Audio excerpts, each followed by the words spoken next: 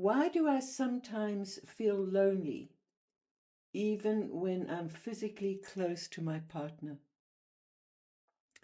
That is a very interesting question and quite an insightful question because actually I remember when I first started to have sex, in my late teens and so on, I always visualized that you would just like dissolve and become one and mind would stop. And I remember just being like, oh my God, here I am. I'm into this guy. The sex is good, but I just realize I'm still in my mind. I'm still on my own. So it is a reality that if you're with somebody, you're still on your own. And you've heard this before, I'm sure. You're born alone and you die alone. So it's very important for us to get used to this feeling of actually aloneness. So when we use the word lonely, that's like an absence of something. Um, but the word aloneness means there's a connection to the self, to the body, to the being in the present moment. And it's really helpful to make a shift to getting comfortable with yourself on your own and when you're with your partner.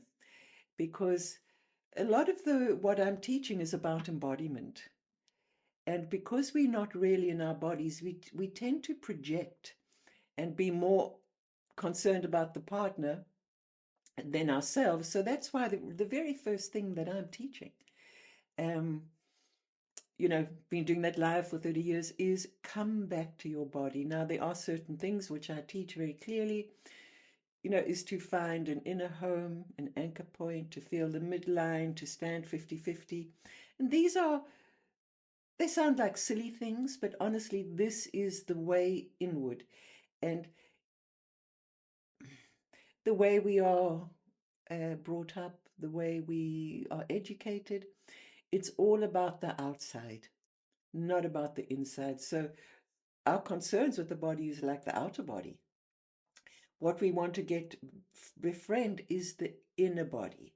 And so that means taking your awareness, which is normally going outwards, take it inwards, in and down.